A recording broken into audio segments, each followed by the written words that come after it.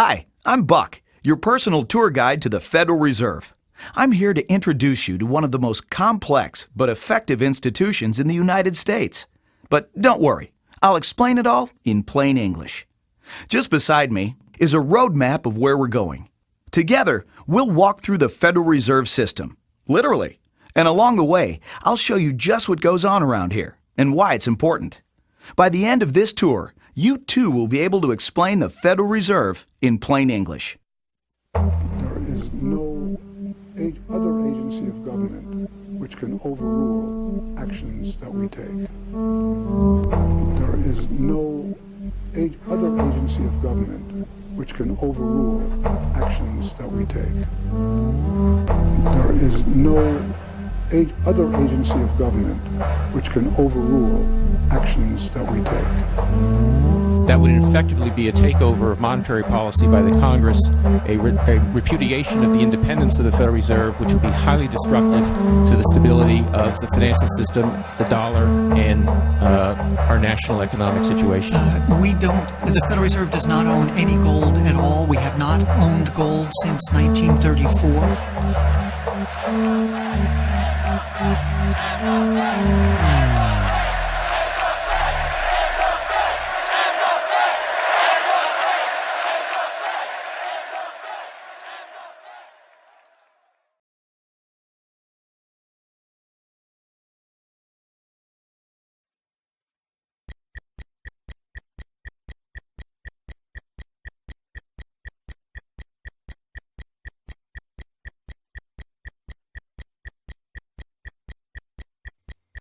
All our lives, we've been told that economics is boring.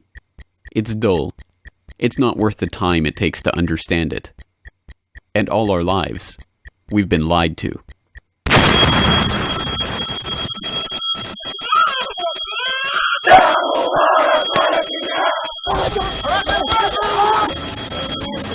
War, poverty, revolution. They all hinge on economics, and economics all rests on one key concept. Money. Money. It is the economic water in which we live our lives. We even call it currency.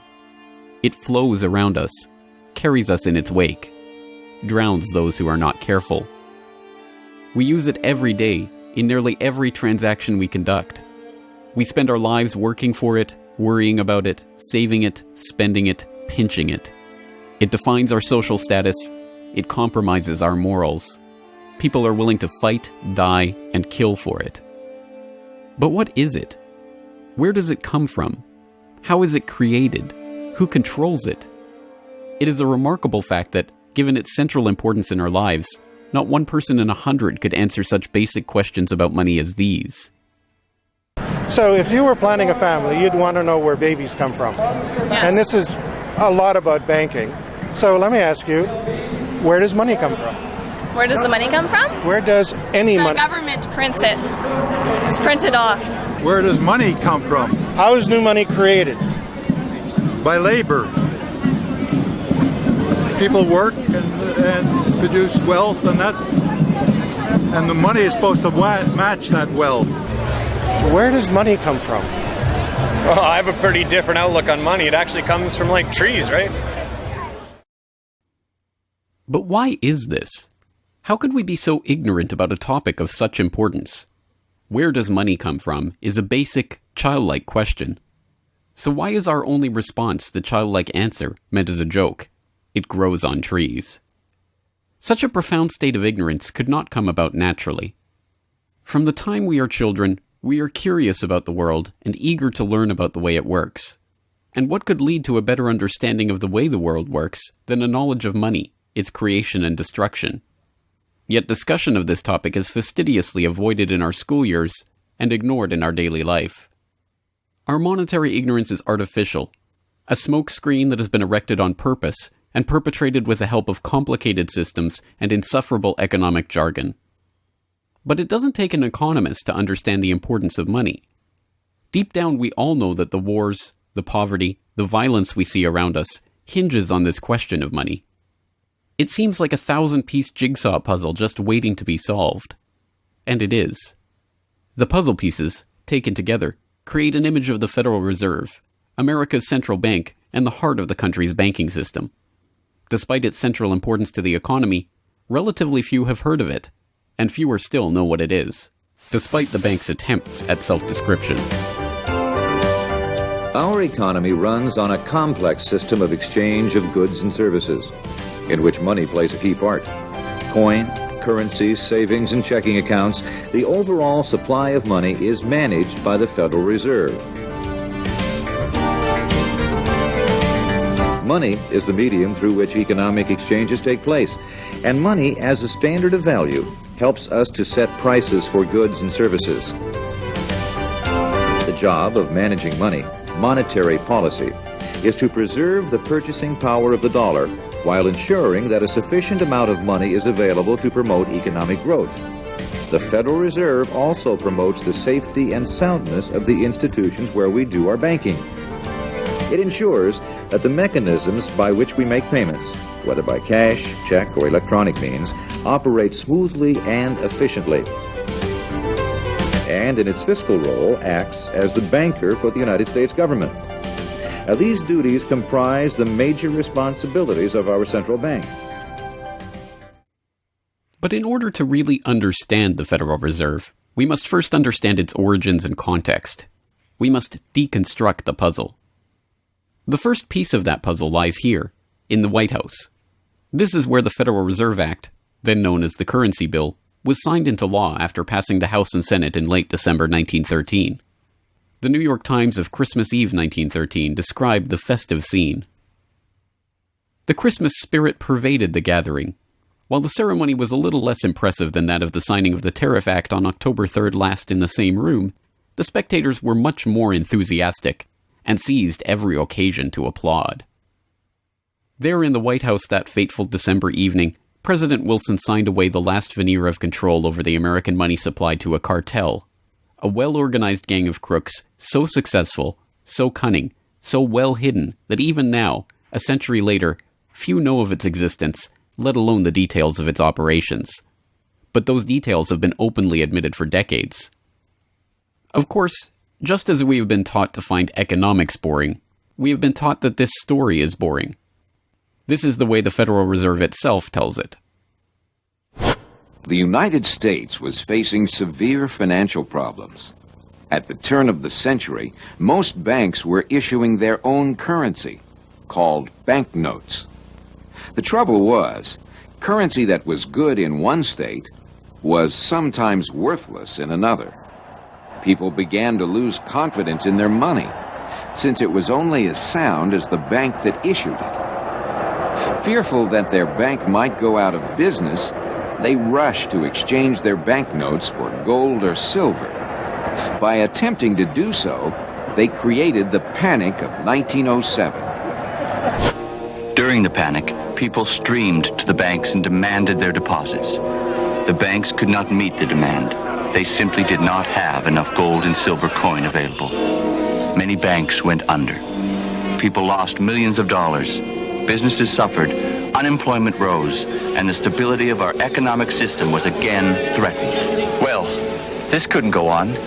If the country was going to grow and prosper, some means would have to be found to achieve financial and economic stability. To prevent financial panics like the one in 1907, President Woodrow Wilson signed the Federal Reserve Act into law in 1913.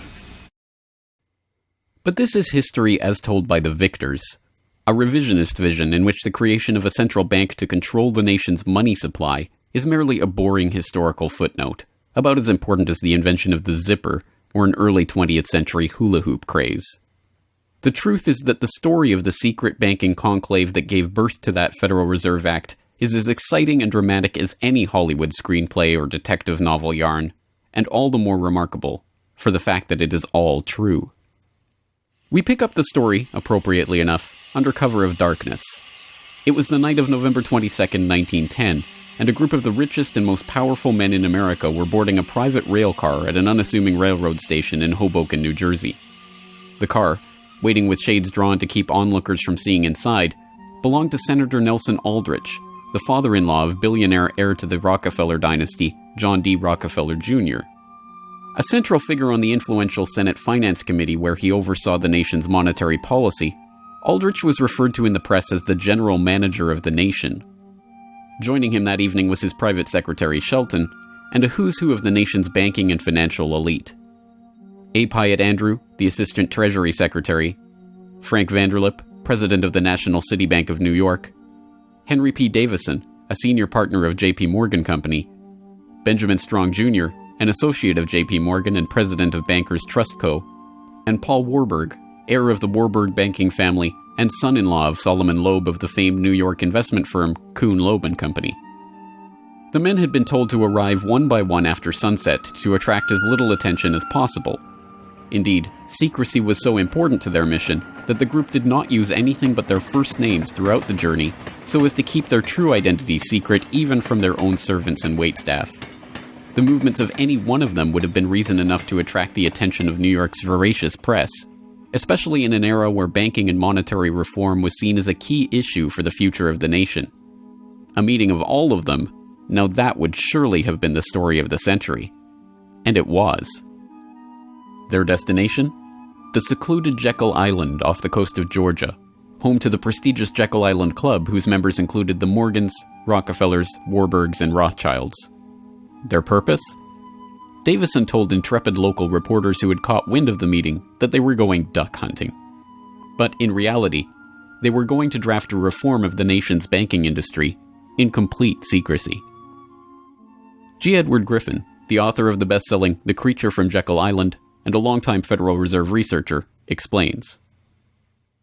What happened is that the banks decided that since there was going to be legislation anyway to control their industry, that they wouldn't just sit back and wait and see what happened and cross their fingers that it would be okay.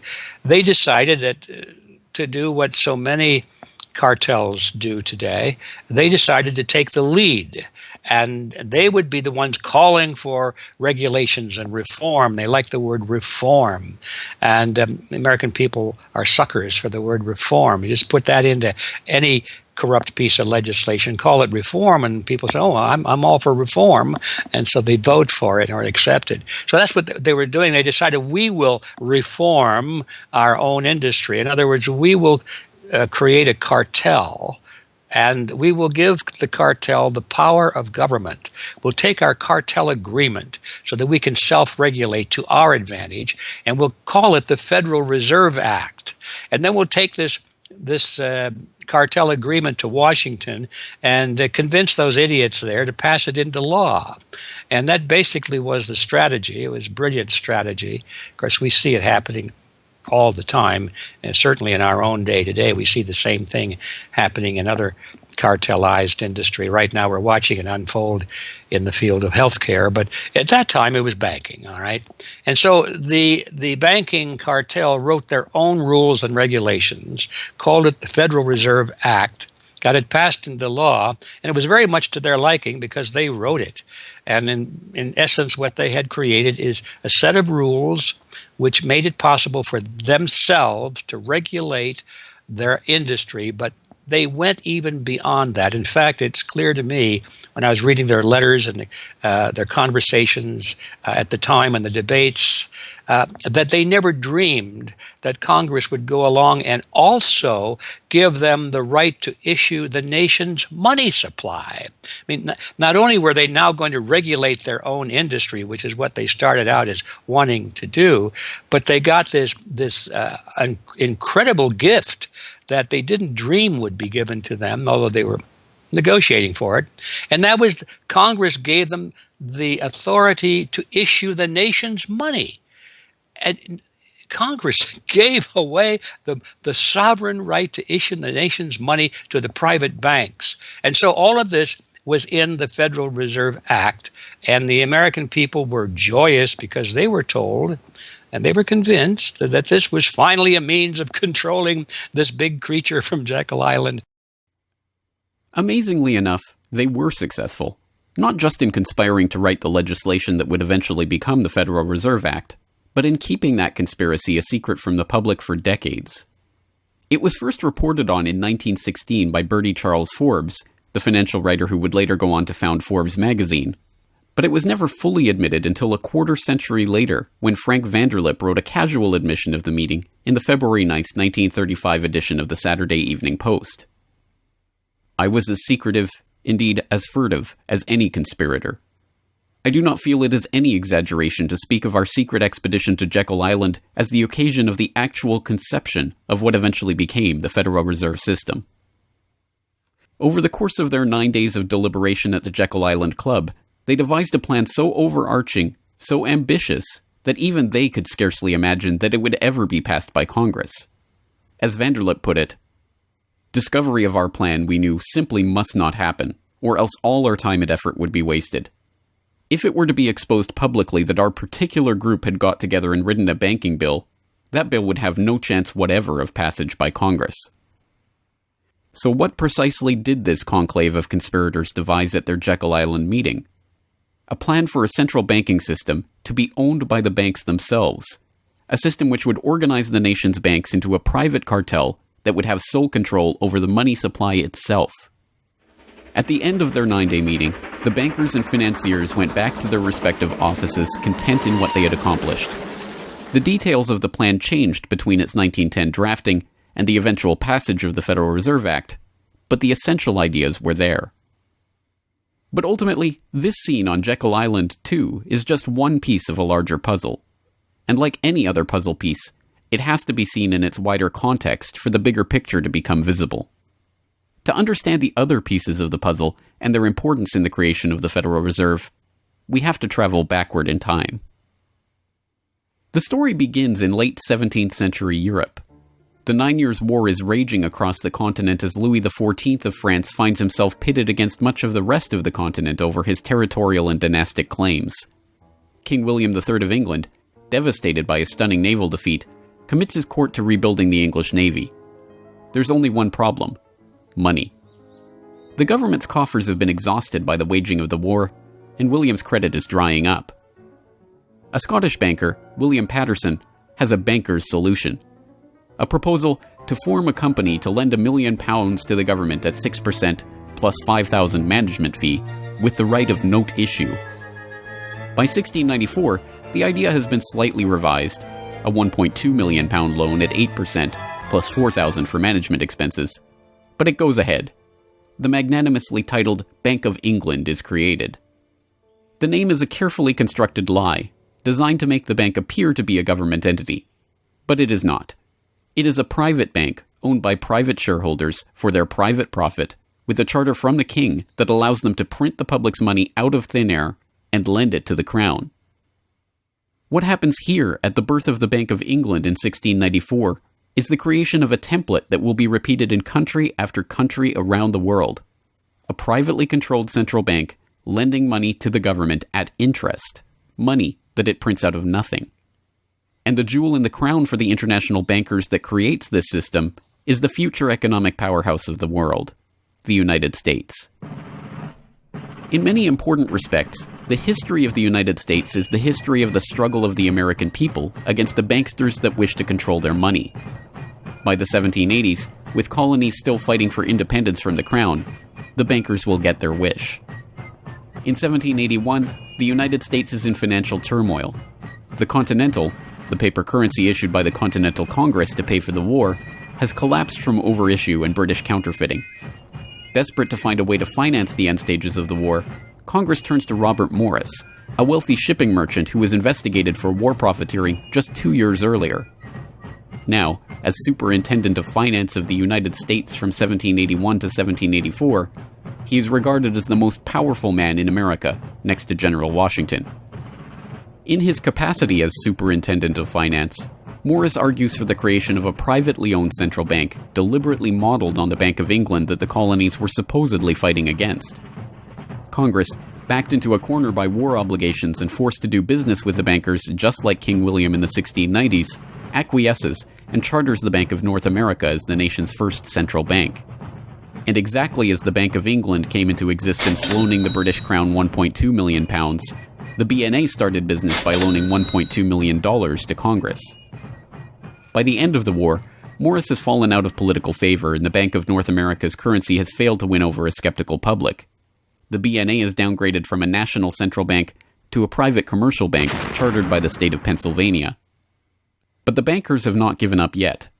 Before the ink is even dry on the Constitution, a group led by Alexander Hamilton is already working on the next privately owned central bank for the newly formed United States of America. So brazen is Hamilton in the forwarding of this agenda that he makes no attempt to hide his aims or those of the banking interests he serves. A national debt, if it is not excessive, will be to us a national blessing, he wrote in a letter to James Duane in 1781. It will be a powerful cement of our union. It will also create a necessity for keeping up taxation to a degree which, without being oppressive, will be a spur to industry. Opposition to Hamilton and his debt-based system for establishing the finances of the U.S. is fierce. Led by Jefferson and Madison, the bankers and their system of debt enslavement is called out for the force of destruction that it is, with Thomas Jefferson writing, "The spirit of war and indictment, since the modern theory of the perpetuation of debt, has drenched the earth with blood and crushed its inhabitants under burdens ever accumulating." Still, Hamilton proves victorious. The first Bank of the United States is chartered in 1791 and follows the pattern of the Bank of England and the Bank of North America almost exactly. A privately owned central bank with the authority to loan money that it creates out of nothing to the government. In fact, it is the very same people behind the new bank as were behind the old Bank of North America. It was Alexander Hamilton, Robert Morris's former aide, who first proposed Morris for the position of financial superintendent, and the director of the old Bank of North America, Thomas Willing, is brought in to serve as the first director of the first Bank of the United States. Meet the new banking bosses, same as the old banking bosses. In the first 5 years of the bank's existence, the U.S. government borrows $8.2 million from the bank, and prices rise 72%. By 1795, when Hamilton leaves office, the incoming Treasury Secretary announces that the government needs even more money and sells off the government's meager 20% share in the bank, making it a fully private corporation.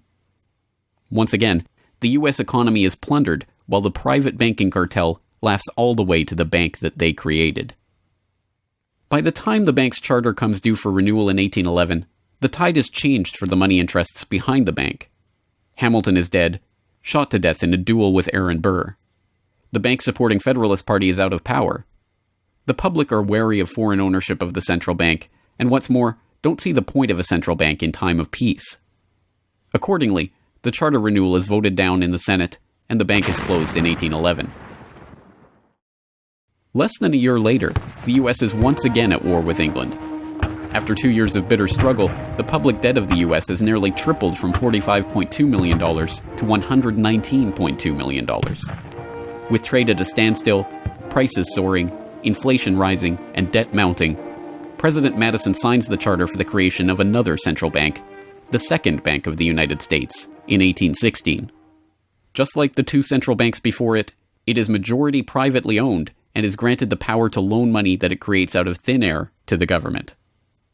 The 20-year bank charter is due to expire in 1836, but still in his first term, President Andrew Jackson has already vowed to let it die prior to renewal.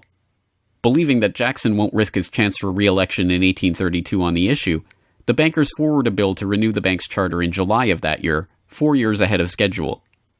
Remarkably, Jackson vetoes the renewal charter and stakes his re-election on the people's support of his move.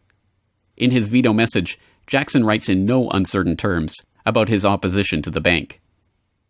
Whatever interest or influence, whether public or private, has given birth to this act, it cannot be found either in the wishes or necessities of the executive department, by which present action is deemed premature, and the powers conferred upon its agent not only unnecessary, but dangerous to the government and country. It is to be regretted that the rich and powerful too often bend the acts of government to their selfish purposes. If we cannot at once, in justice to interests vested under improvident legislation, make our government what it ought to be, we can at least take a stand against all new grants of monopolies and exclusive privileges, against any prostitution of our government to the advancement of the few at the expense of the many, and in favor of compromise and gradual reform in our code of laws and system of political economy. The people side with Jackson, and he's re-elected on the back of his slogan, "Jackson and no bank." The president makes good on his pledge. In 1833, he announces that the government will stop using the bank and will pay off its debt. The bankers retaliate in 1834 by staging a financial crisis and attempting to pin the blame on Jackson, but it's no use. On January 8, 1835, President Jackson succeeds in paying off the debt, and for the first and only time in its history, the United States is free from the debt chain of the bankers. In 1836, the Second Bank of the United States charter expires, and the bank loses its status as America's central bank. It is 77 years before the bankers can regain the jewel in their crown, but it is not for lack of trying. Immediately upon the death of the bank, the banking oligarchs in England react by contracting trade, removing capital from the US, demanding payment in hard currency for all exports, and tightening credit. This results in a financial crisis known as the Panic of 1837, and once again Jackson's campaign to kill the bank is blamed for the crisis. Throughout the late 19th century, the United States is rocked by banking panics brought about by wild banking speculation and sharp contractions in credit. By the dawn of the 20th century, the bulk of the money in the American economy has been centralized in the hands of a small clique of industrial magnates, each with a near monopoly on a sector of the economy. There are the Astors in real estate, the Carnegies and the Schwabs in steel, the Harrimans, Stanfords, and Vanderbilts in railroads, the Mellons and the Rockefellers in oil. As all of these families start to consolidate their fortunes, they gravitate naturally to the banking sector. And in this capacity, they form a network of financial interests and institutions that centered largely around one man, banking scion and increasingly America's informal central banker in the absence of a central bank, John Pierpont Morgan. John Pierpont Morgan, or Pierpont as he prefers to be called, is born in Hartford, Connecticut in 1837 to Junius Spencer Morgan, a successful banker and financier. Morgan rides his father's coattails into the banking business, and by 1871 is partnered in his own firm, the firm that was eventually to become J.P. Morgan and Company. It is Morgan who finances Cornelius Vanderbilt's New York Central Railroad. It is Morgan that finances the launch of nearly every major corporation of the period, from AT&T to General Electric to General Motors to DuPont. It is Morgan who buys out Carnegie and creates the United States Steel Corporation, America's first billion-dollar company. It is Morgan who brokers a deal with President Grover Cleveland to save the nation's gold reserves by selling $62 million worth of gold to the Treasury in return for government bonds. And it is Morgan who, in 1907, sets in motion the crisis that leads to the creation of the Federal Reserve. That year, Morgan begins spreading rumors about the precarious finances of the Knickerbocker Trust Company, a Morgan competitor and one of the largest financial institutions in the United States at the time. The resulting crisis, dubbed the Panic of 1907, shakes the U.S. financial system to its core. Morgan puts himself forward as a hero, boldly offering to help underwrite some of the faltering banks and brokerage houses to keep them from going under. After a bout of hand-wringing over the nation's finances, a congressional committee is assembled to investigate the Money Trust, the bankers and financiers who brought the nation so close to financial ruin and that wield such power over the nation's finances. The public follows the issue closely, and in the end a handful of bankers are identified as key players in the Money Trust's operations, including Paul Warburg, Benjamin Strong Jr., and J.P. Morgan. Andrew Gavin Marshall, editor of the People's Book Project, explains. At the beginning of the 20th century, there was an investigation following the greatest of these financial panics, which was in 1907. And this investigation was on what was called the Money Trust, which found that three banking interests, J.P. Morgan, National City Bank, and the Citibank of New York, I believe it was, basically controlled the entire financial system. So three banks. And the public hatred towards these institutions was unprecedented. There was an overwhelming consensus in the country for establishing a central bank, but there were many different interests in pushing this, and everyone had sort of their own specific purpose behind advocating for a central bank. So to represent the most people, you had farmer interests, populists, progressives, who were advocating a central bank because they couldn't take the recurring panics, but they wanted government control of a central bank. They wanted it to be exclusively under the public control because they despised and feared the New York banks as wielding too much influence. So for them, a central bank would be a way to curb the power of these private financial interests. On the other hand, those same financial interests were advocating for a central bank to serve as a source of stability for their control of the system, also to act as a lender of last resort to them, and so that they would never have to face collapse, but also in order to exert more control through a central bank. The private New York banking community wanted a central bank under the exclusive control of them. There's a shocker. So you had all these various different interests which converged. Of course, the most influential happened to be the New York financial houses, which were more aligned with European financial houses than they were with any other element in American society. The main individual behind the founding of the Federal Reserve was Paul Warburg, who was a partner with Kuhn, Loeb and Company, European banking house. His brothers were prominent bankers in Germany at that time, and he had, of course, close connections with every major financial and really big industrial firm in the United States and most of those existing in Europe. And he was discussing all these ideas with his fellow compatriots in advocating for a central bank. In 1910, Warburg got the support of a senator named Senator Aldrich, whose family later married into the Rockefeller family.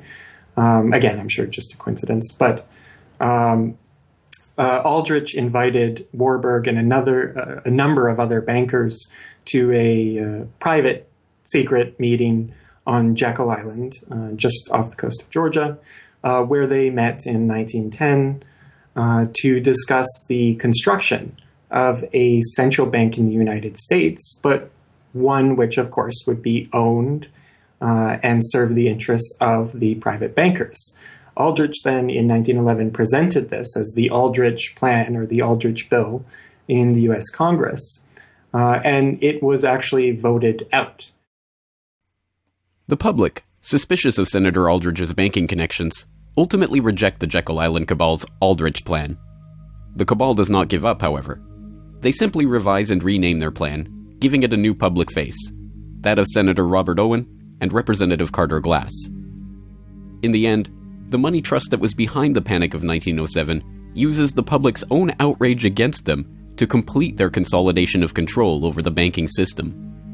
The newly retitled Federal Reserve Act is signed into law on December 23, 1913, and the Fed begins operations the next year.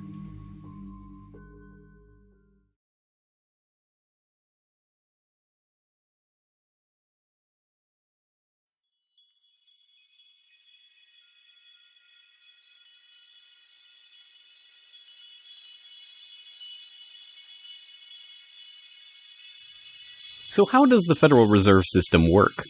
What does it do? Who owns and controls it? These are the basic questions that would get to the heart of the fundamental question, what is money? And that is why the answer to these questions have been shrouded in impenetrable economic jargon. Even the Federal Reserve's own educational propaganda, which has an unusual tendency towards cutesy animation and talking down to its audience, has a difficult time summarizing the Fed's mission and responsibilities. According to the Fed, to achieve these goals, the Fed, then and now, combines centralized national authority through the Board of Governors, remember that on the map, with a healthy dose of regional independence through the reserve banks. A third entity, the Federal Open Market Committee, brings together the expertise of the first two in setting the nation's monetary policy. Precisely what imaginary gaggle of schoolchildren is this economic gibberish aimed at?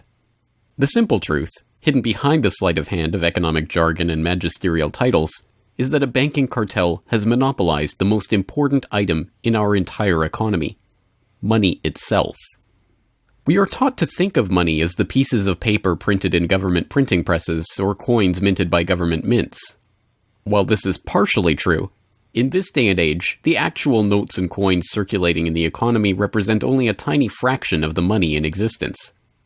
Over 90% of the money supply is in fact created by private banks as loans that are payable back to the banks at interest. Although this simple fact is obscured by the wizards of Wall Street and gods of money who want to make the money creation process into some special art of alchemy carefully overseen by the government, the truth is not hidden from the public. In December 1977, the Federal Reserve Bank of New York published another of its dumbed-down cartoon-ridden information pamphlets for the general public, attempting to explain the functions of the Federal Reserve System. There in black and white, they carefully explain the money creation process. Commercial banks create checkbook money whenever they grant a loan, simply by adding new deposit dollars to accounts on their books in exchange for a borrower's IOU. Banks create money by monetizing the private debts of businesses and individuals. That is, they create amounts of money against the value of those IOUs. There it is, in plain English. The vast majority of money in the economy, the checkbook money in our accounts at the bank and that we use in our electronic transfers and digital payments, is created not by a government printing press, but by the bank itself. It is created out of thin air as debt, owed back to the bank that created it at interest. This means that bank loans are not money taken from other bank depositors, but new money simply conjured into existence and placed into your account. And the bank is able to create much more money than it has cash to back up those deposits. The Fed claims to be the entity overseeing and backing up the banking industry. It was established, according to its own propaganda, to stabilize the system and prevent bank runs like the Panic of 1907 from happening again. Throughout much of the 1800s, almost any organization that wanted could print its own money. As a result, many states, banks, and even one New York druggist did just that. In fact, at one time, there were over 30,000 different varieties of currency in circulation. Imagine the confusion. Not only were there multitudes of currencies, some were redeemable in gold and silver, others were backed by bonds issued by regional governments. It was not unusual for people to lose faith both in the value of their currency and in the entire financial system. With many people trying to withdraw their deposits at once, sometimes the banks didn't have enough money on hand to pay their depositors. Then, when the funds ran out, the banks suspended payment temporarily, and some even closed. People lost their entire savings, and sometimes regional economies suffered. Obviously, something had to be done, and in 1913, something was. In that year, President Woodrow Wilson signed into effect the Federal Reserve Act. This act created the Federal Reserve System to provide a safer and more stable monetary and banking system. If that was indeed its aim, it signally failed to do so in running up one of the greatest bubbles in American history to that point in the 1920s, just a decade after its creation. The popping of that bubble, of course, led directly into the Great Depression and one of the greatest periods of mass poverty in American history. Economists have long argued that the Fed itself was the cause of the Depression by its complete mismanagement of the money supply. As former Federal Reserve Chairman Ben Bernanke admitted in a speech commemorating Fed critic Milton Friedman's 90th birthday, regarding the Great Depression, "You're right, we did it. We're very sorry. But thanks to you, we won't do it again." Price stability is another cited tenet of the Federal Reserve's mandate. But here, too, the Fed has completely failed to live up to its own standards. Aside from the banking system, the Federal Reserve has another responsibility that's probably even more important. It's in charge of something called monetary policy. Basically, it means trying to keep prices stable to avoid inflation. Say you buy a CD today for $14. But what if next year the price of the CD jumped to $20 or $50? Not because of a change in supply or demand, but because all prices were going up. That's inflation. There are a lot of different causes of inflation, but one of the most important is too much money. The Fed can adjust the money supply by injecting money into the system electronically or by withdrawing money from the economy. Think of it. The Federal Reserve has the ability to create money and make it disappear. What's most important is what happens as a result. Anytime the supply of money is altered, the effects are felt throughout the economy. The Fed's methods have changed over time to take advantage of the latest computers and electronics, but its mission remains the same: to aim for stable prices, full employment, and a growing economy. 100 years ago, in 1913, the Fed was created, and we've marked it with a vertical line there. Consumer prices now are about 30 times higher than they were when the Fed was created in 1913. Paper money, too, is the responsibility of the Federal Reserve. Hence the dollars in circulation are not Treasury notes, not bills of credit, but Federal Reserve notes, debt-based notes backed up, ultimately, by the government's own promise to pay. It's sovereign bonds backed up by the taxpayers themselves. At one time, the Federal Reserve banks were legally required to keep large stockpiles of gold in reserve to back up these notes. But that requirement was abandoned, and today the notes are backed up mostly by government securities. The Fed no longer keeps any actual gold on its books, but gold certificates issued by the Treasury and valued not at the spot price of $1,300 per troy ounce, but an arbitrarily fixed statutory price of $42 2/9 per ounce. But I do have one question. During the crisis, or any time that you're aware of, has the Federal Reserve or Treasury participated in any gold swaps arrangements? The Federal Reserve does not own any gold at all. We have not owned gold since 1934. So we have not engaged in any gold swaps. But it appears on your balance sheet that you hold gold. What appears on our balance sheet is gold certificates. When we turned before 1934, the Federal Reserve did own gold. We turned that over by law to the Treasury and received in return for that gold certificate. If the Treasury entered into, because under the Exchange Stabilization Fund, I would assume they probably have the legal authority to do it. They wouldn't be able to do it then because you have the securities for essentially all the gold? No, we have no interest in the gold that is owned by the Treasury. We have simply an accounting document that is called gold certificates that represents the value at a statutory rate and still that we gave to the Treasury in 1930. And still measured at $42 an ounce, which makes no sense whatsoever. Clearly, there is a discrepancy between what we are led to believe is motivating the Fed and what it actually does. To understand what the Fed is actually intended to do, it's first important to understand that the Federal Reserve is not a bank per se, but a system. This system codifies, institutionalizes, oversees, and undergirds a form of banking called fractional reserve banking, in which banks are allowed to lend out more money than they actually have in their vaults. The whole process starts, the process of decay and corruption starts with something called fractional reserve banking. That's the technical name for it. And what that really means is that as the banking institution developed over several centuries, starting, of course, in Europe, it developed the practice of legalizing a certain dishonest accounting procedure. In other words, in the very, very beginning, if you want to go all the way back, people would bring their gold or silver to the banks for safekeeping. And they say, give us a paper receipt. And we don't want to guard our silver and our gold because, people could come in the middle of the night and they could kill us or tie us up and threaten us, and they'll get our gold and silver, so we can't really guard it. We'll take it to the bank and have them guard it, and we just want a paper receipt so that we can take the receipt back and get our gold anytime we want. And so in the beginning, money was receipt money. They could then, instead of changing or exchanging the gold coins, they could exchange the receipts, and people would accept the receipts just as well as the gold, knowing they could get the gold. And so these paper receipts being circulated were, in essence, the very first examples of paper money. Well, the banks learned early on that game that here they were sitting on this pile of gold and all these paper receipts out there. People weren't bringing the receipts in anymore. Very few of them, maybe 5%, maybe 7% of the people would bring in their paper receipts and ask for the gold. So they said, why don't we just sort of give more receipts out than we have gold?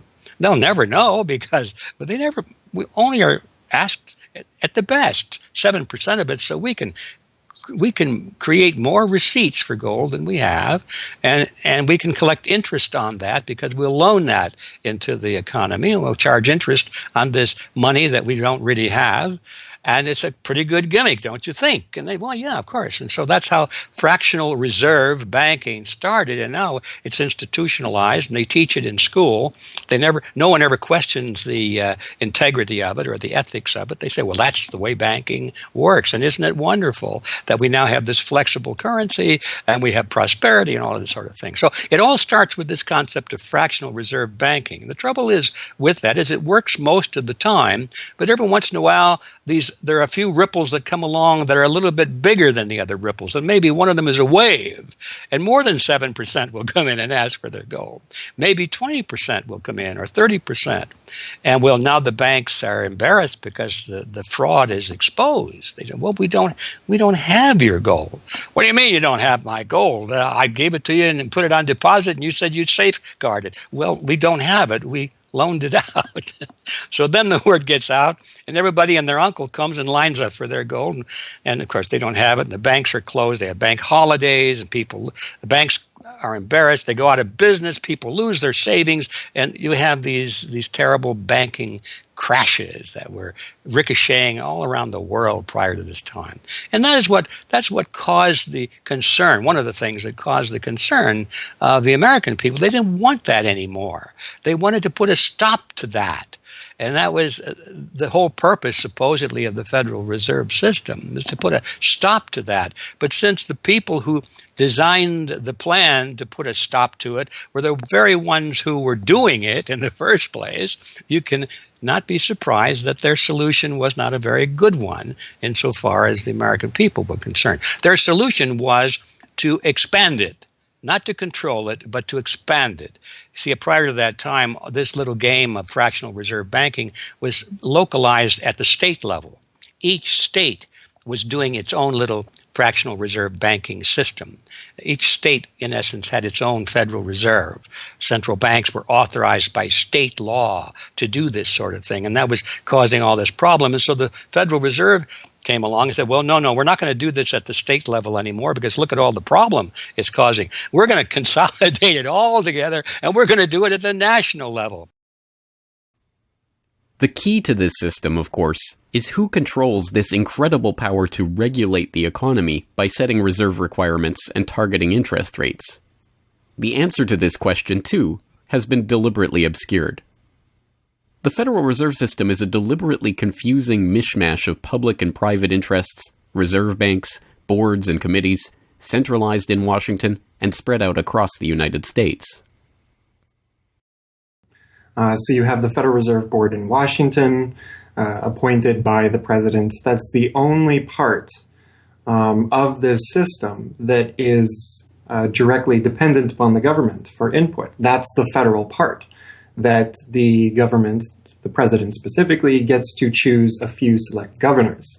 The 12 regional banks, the most influential of which is the Federal Reserve Bank of New York, essentially based in Wall Street to represent Wall Street, is representative of the major Wall Street banks who own shares in the private, not federal, but private Federal Reserve Bank of New York.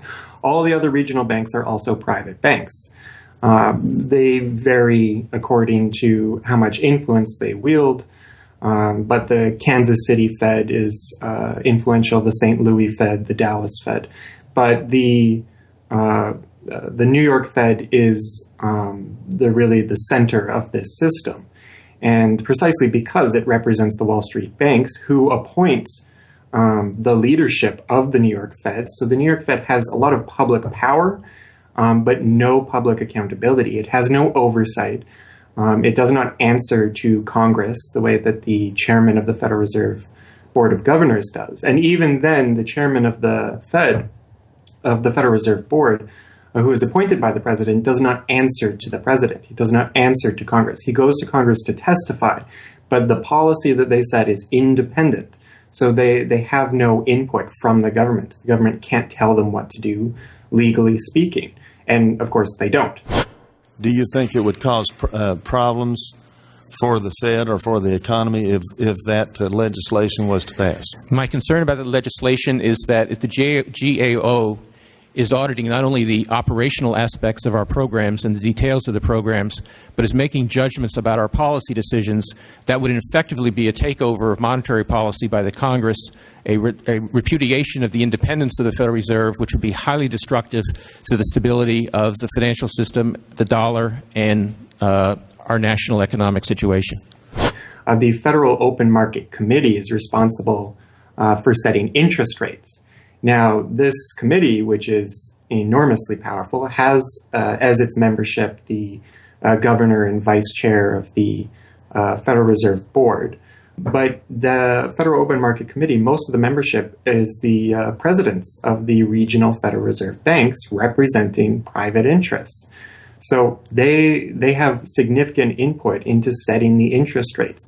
Interest rates are not set by a public body, they're set by private financial and corporate interests. And that's whose interests they serve, of course. The reason that the Federal Reserve goes to such great lengths to make its organizational structure as confusing as possible is to cover up the massive conflicts of interest that are at the heart of the system. The fact is that the Federal Reserve System is comprised of a board of governors, 12 regional banks, and an open market committee.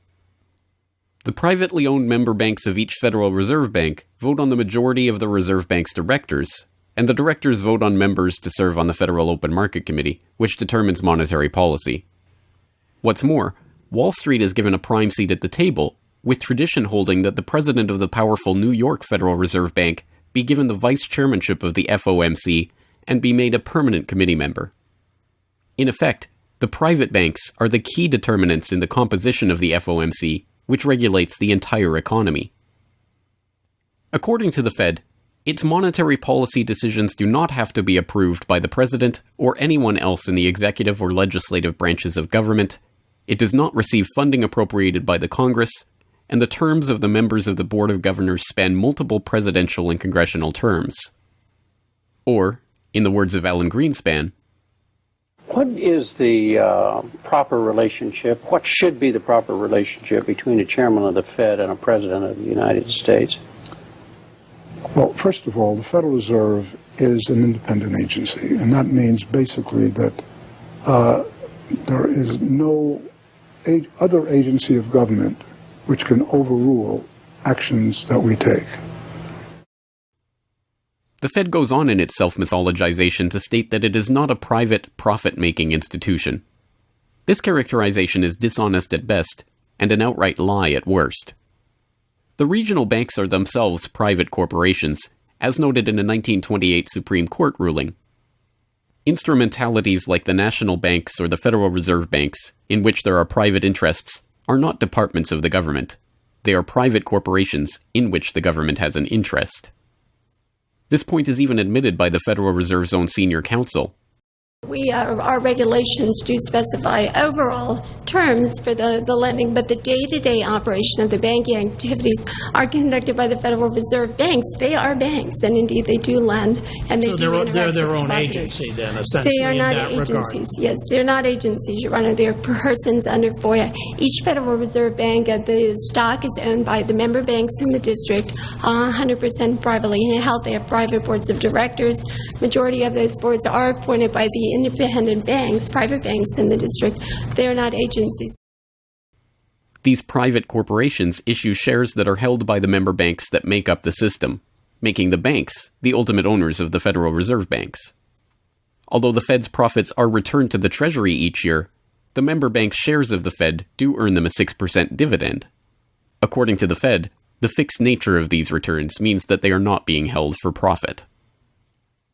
Despite the dishonest nature of this description, however, it is important to understand that the bankers who own the Federal Reserve indeed do not make their money from the Fed directly.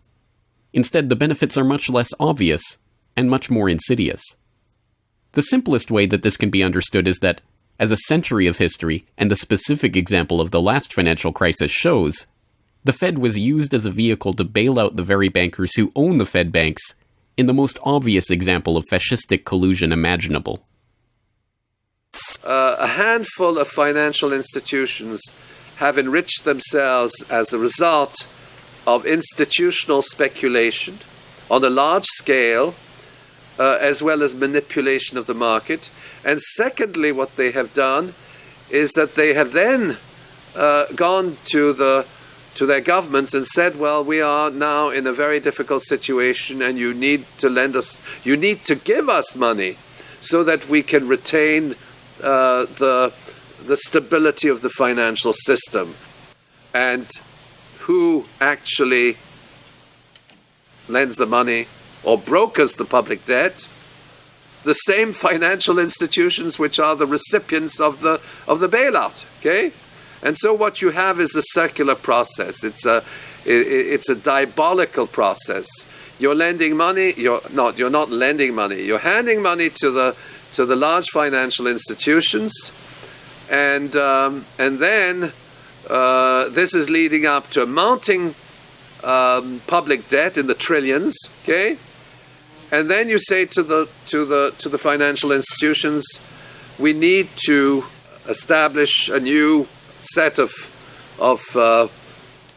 treasury bills and government bonds, etc., which of course are sold to the public, but they are always brokered through the financial institutions, which establish their viability and so on and so forth. And the financial institutions will probably buy part of this public debt. So that in effect what the government is doing is financing its own indebtedness through the bailouts. It hands money to the banks, but to hand the money to the banks, it becomes indebted to those same financial institutions, and then it says, well, we now have to emit large amounts of public debt. Please, can you help us? And then the banks will say, well, your books are not quite in order.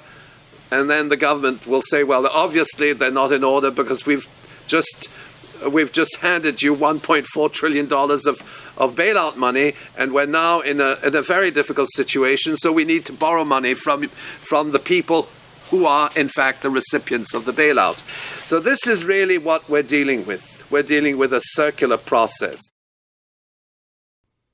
The 2008 crisis and subsequent bailouts are merely the latest and most brazen examples of the fundamental conflicts of interest at the heart of America's privately owned central banking system.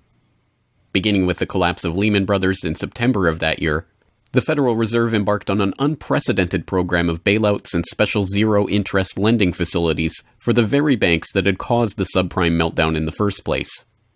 By the cartelization of the Federal Reserve structure, and thus not by accident, it was the very bank presidents who had overseen their banks' lending practices that ended up in the director positions of the Federal Reserve banks that voted on where to direct the trillions of dollars in bailout money.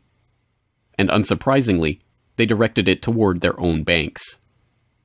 A stunning 2011 Government Accountability Office report examined $16 trillion of bailout facilities extended by the Fed in the wake of the crisis and exposed numerous examples of blatant conflicts of interest. Jeffrey Immelt, chief executive of General Electric, served as a director on the board of the Federal Reserve Bank of New York. At the same time, the Fed provided $16 billion in financing to General Electric.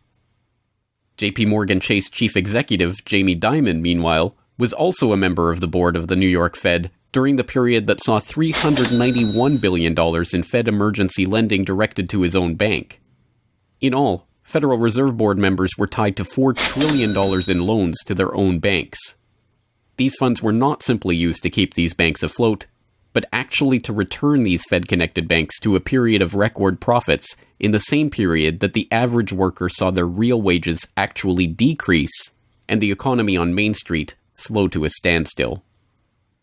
Ben Bernanke, at that time the chairman of the Federal Reserve Board of Governors, was confronted about these conflicts of interest by Senator Bernie Sanders upon the release of the GAO report in June 2012.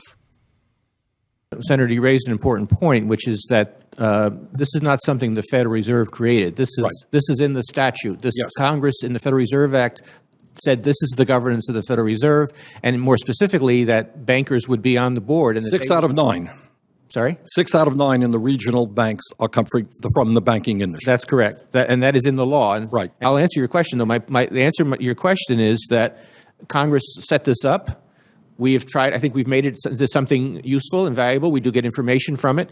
But if Congress wants to change it, of course, we will work with you to find alternatives. Bernanke is completely right. These conflicts are, in fact, a part of the institution itself. A structural feature of the Federal Reserve that was baked into the Federal Reserve Act itself over 100 years ago by the bankers who conspired to cartelize the nation's money supply. You could not ask for a more succinct reason why the Federal Reserve itself, this admitted cartel of banking interests, needs to be abolished. But you could get one.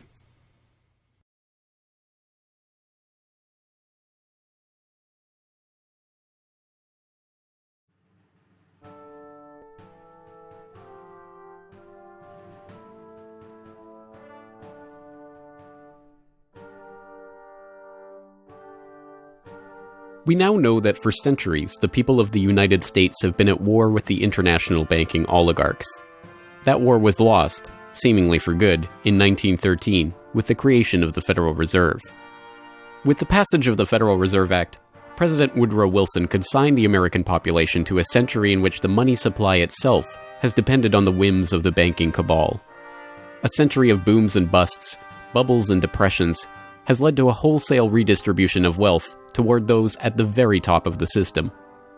At the bottom, the masses toil in relative poverty, single-income households becoming double-income households out of necessity, their quality of life being slowly eroded as the Federal Reserve notes that pass for dollars are themselves devalued. Worse yet, the fraud itself perpetuates Alexander Hamilton's persistent myth that a national debt is necessary at all. The US is now locked into a system whereby the government issues bonds to generate the funds for their operations, bonds that are backed up by the taxation of the public's own labor. The perpetrators of this fraud, meanwhile, remain in the shadows, largely ignored by a general public that could instantly recognize the latest Hollywood heartthrob or pop idol, but have no clue what the head of Goldman Sachs or the New York Fed does, let alone who they are. This cabal bear allegiance to no nationality, no philosophy or creed, no code of ethics. They are not even motivated by greed, but power. The power that the control of the money supply inevitably brings with it. After a person has all the money in the world that you could possibly use to buy anything you want, what's left to capture your imagination? And the answer, of course, is power. Power over people. Now, money is power over people, but there's another power over people as well, and that is the political power, the social power. And I think this has now become the dominant driving force of these people. They've already got the money. They've got it locked down. Now they're striving for this new world order, as their name for it. They want all of the world into one political unit, which they dominate, not only with money, but with military and psychological means and education and media and propaganda. They want total control over every human on the planet. And by golly, they're moving pretty rapidly in that direction. It did not take long for this lust for power to rear its head. In 1921, just 7 years after the Fed began operations, the same J.P. Morgan-connected banking elite that founded the Federal Reserve incorporated an organization called the Council on Foreign Relations with the goal of taking over the foreign policy apparatus of the United States, including the State Department. In this quest, it was remarkably successful. Although there are only about 4,000 members in the organization today, its membership has included 21 Secretaries of Defense, 18 Treasury Secretaries, 18 Secretaries of State, 16 CIA directors, and many other high-ranking government officials, military officers, business elite, and, of course, bankers.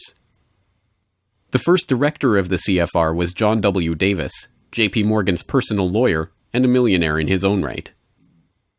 Together with its sister organizations in Britain and elsewhere around the world, these groups would work together toward what they called a New World Order of total financial and political control directed by the bankers themselves. As Carroll Quigley, noted Georgetown historian and mentor of Bill Clinton, wrote in his 1966 work, Tragedy and Hope, A History of the World in Our Time, the powers of financial capitalism had a far-reaching aim, nothing less than to create a world system of financial control in private hands, able to dominate the political system of each country and the economy of the world as a whole. This system was to be controlled in a feudalist fashion by the central banks of the world acting in concert, by secret agreements arrived at in frequent private meetings and conferences. The apex of the system was to be the Bank for International Settlements in Basel, Switzerland, a private bank owned and controlled by the world's central banks, which were themselves private corporations. This is why the bankers and their partners in government and business conspired to bring about the 2008 crisis. Not for the pursuit of money, but power. In the same way the bankers used the panic of 1907 to consolidate their control over the money supply, they hope to use the 2008 crisis and subsequent panics, which they themselves have created, to consolidate their political control. The International Summit for the Global Financial Crisis has been expanded from G7 to G20 because the leading 7 developed countries cannot solve the crisis alone. This expanded meeting raises the question whether a new global financial system will be created. So is this some sort of new world order, which Gordon Brown kind of alluded to?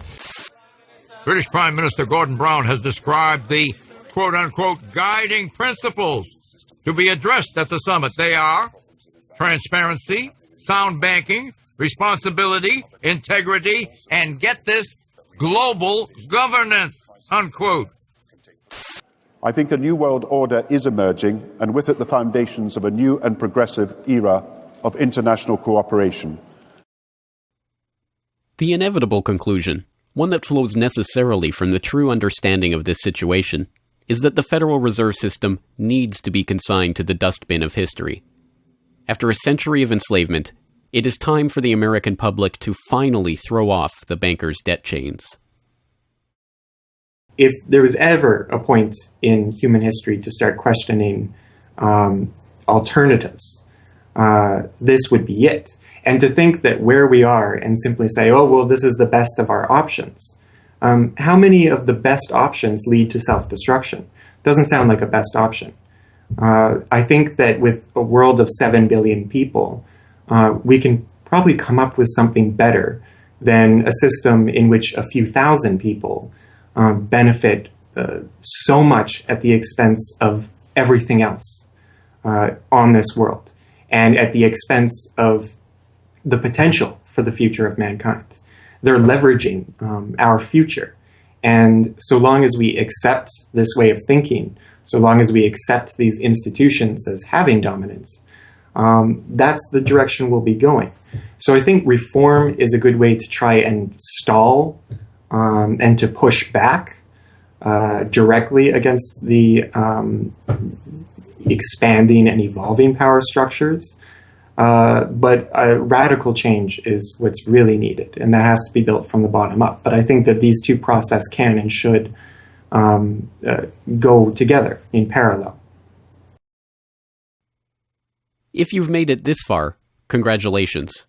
You are now better informed on the economic history of the United States and the truth about the Federal Reserve than 99% of the population. If you do nothing else, then just working to get those around you educated on this information alone will have a profound effect. Once they learn of the scam, many are motivated to do something about it, and they, in turn, inform others. This is the viral nature of suppressed truth, and it is the reason that more people are aware of and energized by the issue of the Federal Reserve and the nature of money than ever before. Perhaps even more amazingly, this movement is spreading to other parts of the globe.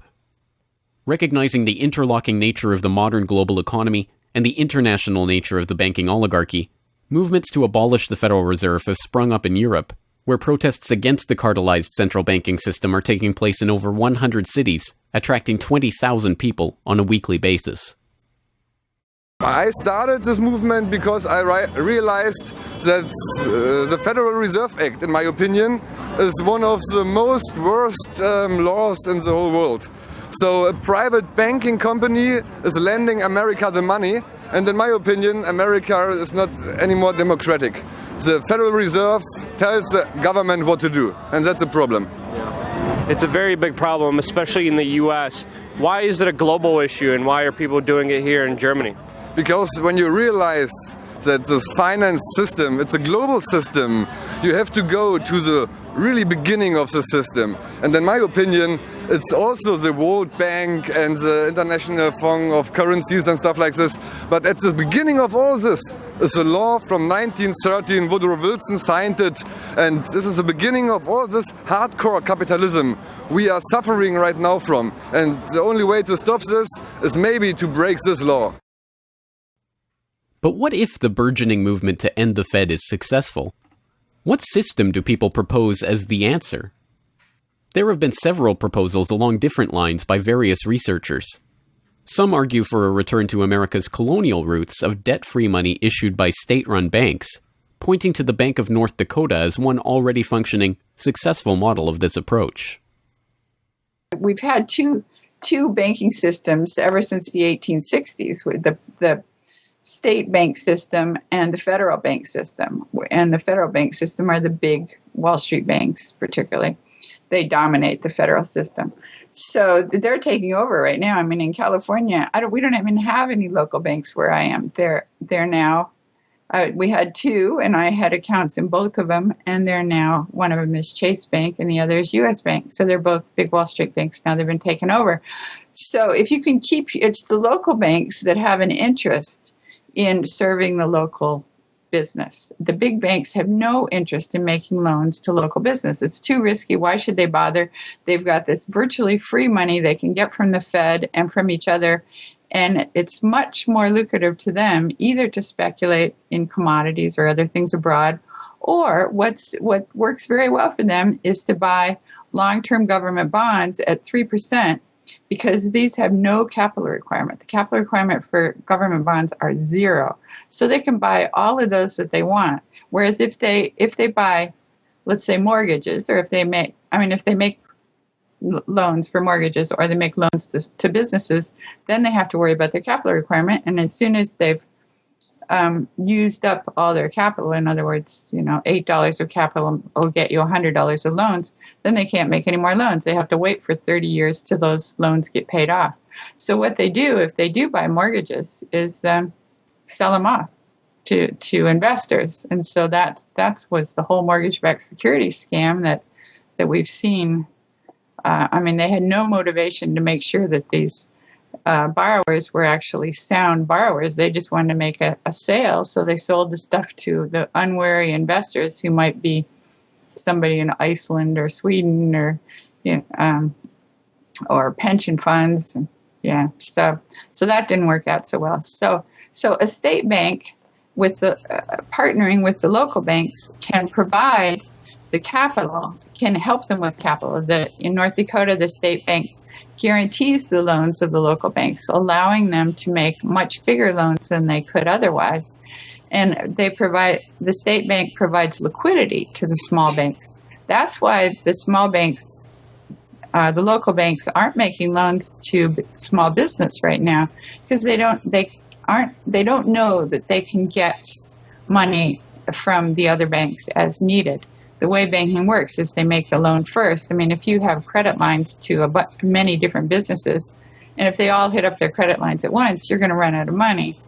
So you don't dare do that unless you know that you can get short-term loans from the other banks. And what's happening right now, even though there's $1.6 trillion in excess reserves sitting on the books of the big banks, they're not available to the little banks. And the reason is because the Fed is paying 0.25% interest on those reserves. So the banks have no incentive to lend them to the little banks. Why let go of them when you can make just as much keeping them, and then you still have your reserves, and you can use them as collateral to buy bonds or something that'll make you more money.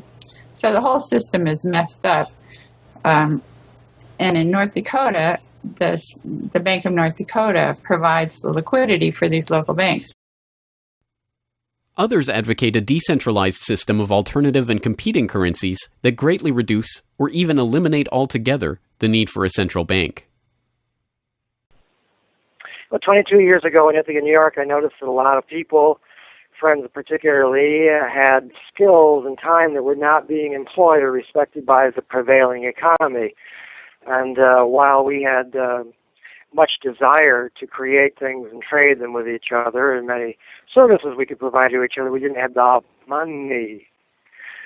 So, since I have a background in graphic design, journalism, and arrogance, I went to my computer and designed paper money for Ithaca, New York. Designed pretty colorful money, with pictures of children, waterfalls, and trolley cars, and denominated in hours of labor. 1 hour note, half hour, quarter, eighth hour note, 2 hour note, and then began to issue to each of the pioneer traders who had agreed to be listed in the directory a specific starter amount. And the game began. An hour has been worth an hour of basic labor, or 10 US dollars, which at that time, 20 years ago, was double the minimum wage.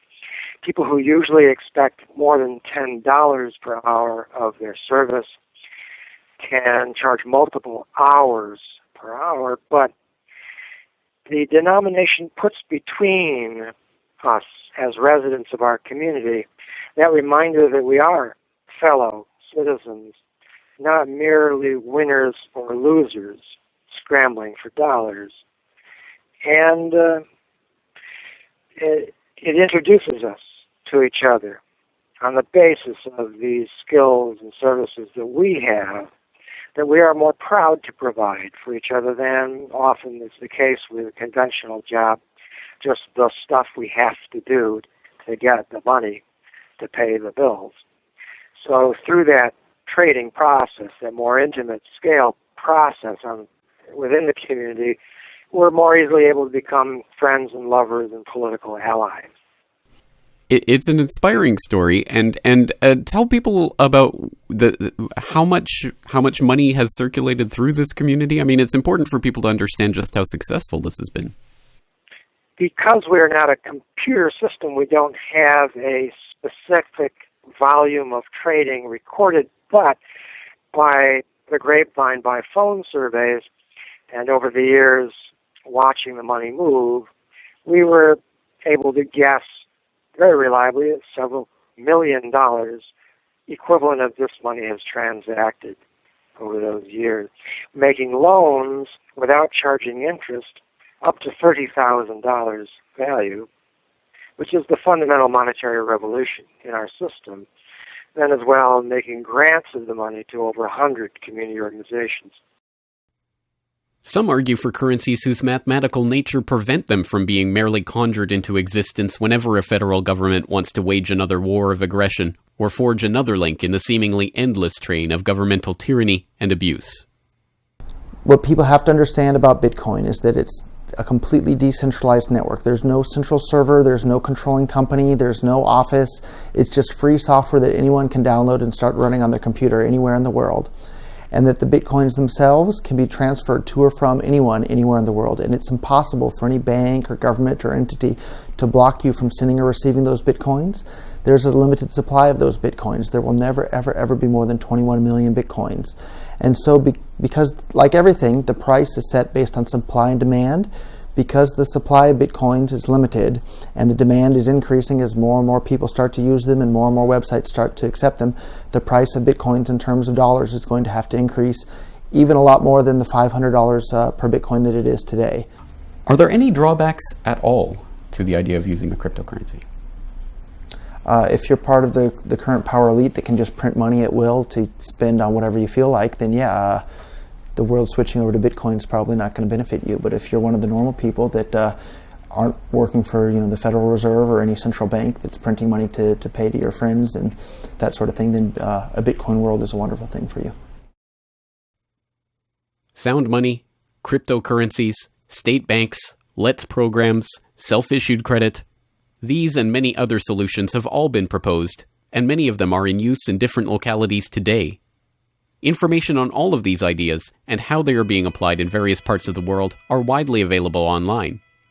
The point is that the question of what money is and how it should be created is perhaps the single greatest question facing humanity as a whole, and yet it is one that has been almost completely eliminated from the national conversation. Until recently. End the Fed! End the Fed!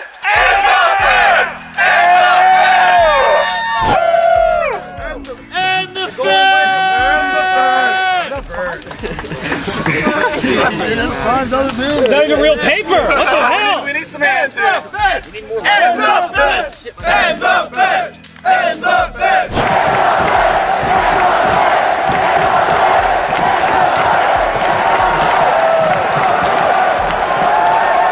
I haven't even gotten to that part yet.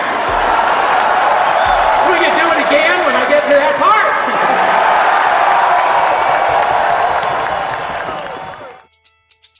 And so the rest of the story is now in our hands.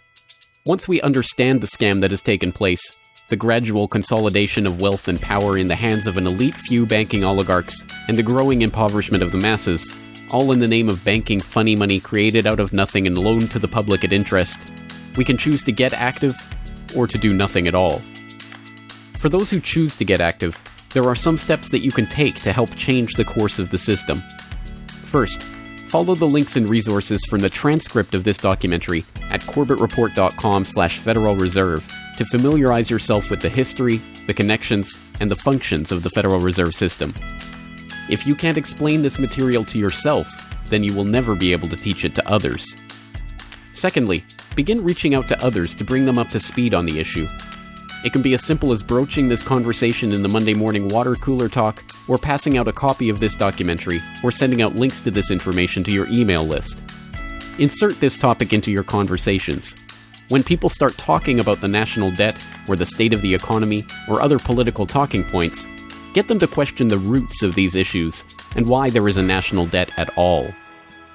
Thirdly, when you are able to find or create a group of like-minded people in your area who are engaged with the issue, start a study group on the issue and its solutions.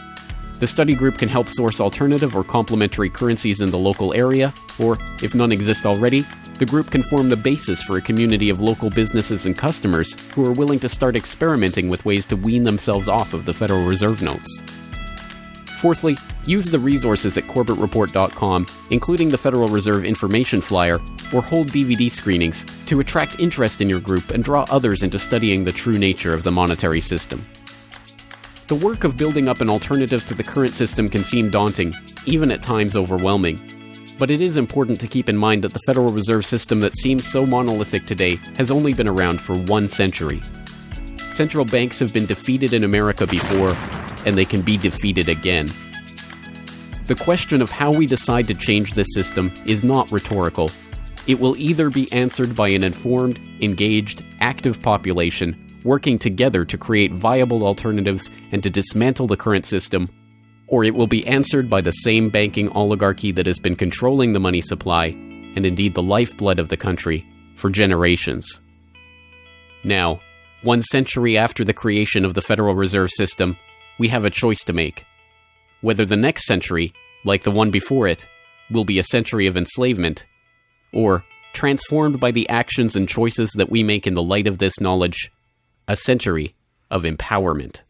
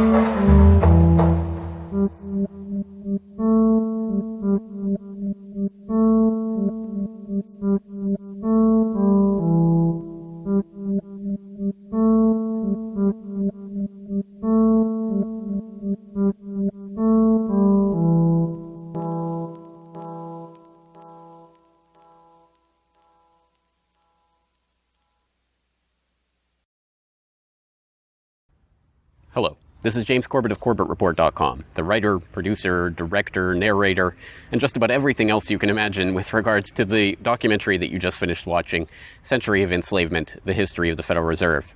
As I mentioned towards the end of that documentary, if you've made it this far, then you are now better informed about the Federal Reserve, its origins, what it is, how it functions, and why it must be opposed than 99% of the general public. And if you've made it this far, then you are obviously one of the very few who is very eager and motivated to join the rising tide of free humanity that is seeking to throw off the debt chains of the banksters in the United States and around the world. And if you are so motivated, then I have some treats for you. I have some resources that I'd like to direct you to. As I mentioned again towards the end of that documentary, there are some resources up at corbettreport.com that I hope will help you in your quest to better inform yourself and better inform others about the Federal Reserve System. Because once again, if you can't explain this to yourself, then how could you ever hope to explain it to anyone else? So I think the first quest that we must all engage in is to improve our own understanding of the Federal Reserve System and how it functions, and then to spread that information to others. And on that note, once again, if you go to corbettreport.com, you'll be able to find, first and foremost, this documentary itself is, of course, 100% freely available online, which you would know because you're watching this right now. So, of course, there will be links to the YouTube version of this documentary or the downloadable MP4 version on my website. There's also audio MP3 files available for download. All of those, again, freely open to the public, and I do encourage you to send them out to others if you do find it to be a valuable resource yourself.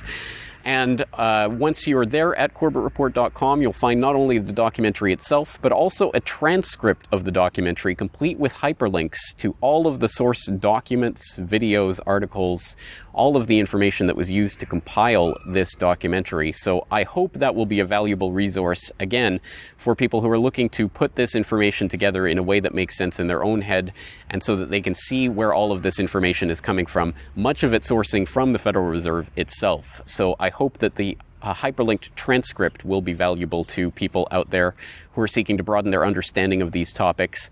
And you will also find there a news information pamphlet that I have put together with the help of Mike Krentz of MikeKrentz.com, a graphic designer who's helped me out a lot behind the scenes on the website. As you can tell from the graphics on this documentary, I'm not a graphic designer myself by trade or by training. So I certainly do appreciate Mike's help in putting this information pamphlet together.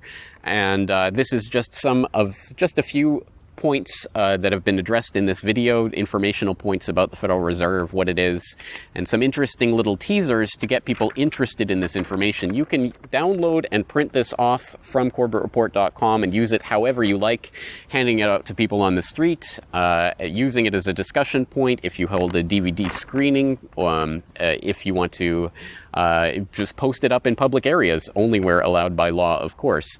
Once again, this is freely available for download and for you to print out and to use to help spread information about the Federal Reserve System.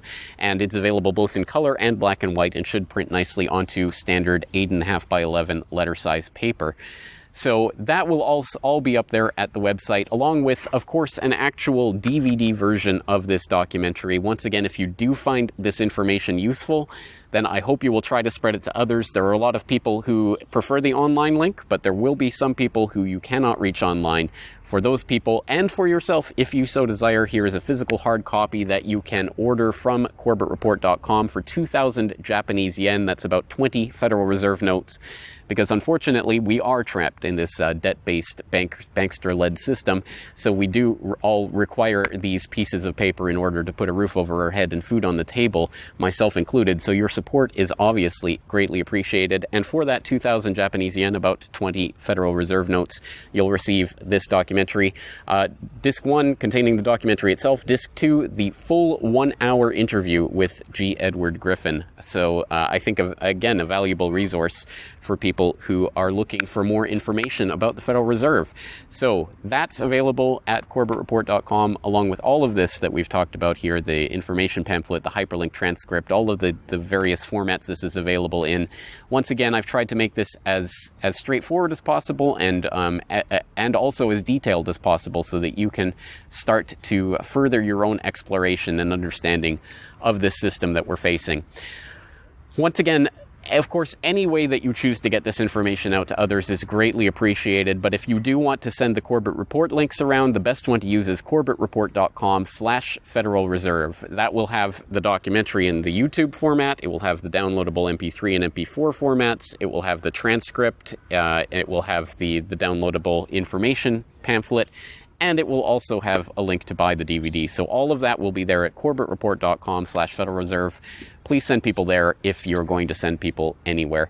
So once again, I really do salute you for taking time out of your busy day, out of your schedule, to devote yourself to watching and learning and understanding this material, and to helping spread this information and awareness to others, because it is only together that we will ever be able to form the movement that will ultimately turn the tide against the banksters and defeat the Federal Reserve and all of the similarly privately controlled central banks all around the world. So once again, thank you for your time and attention. I'm James Corbett of CorbettReport.com.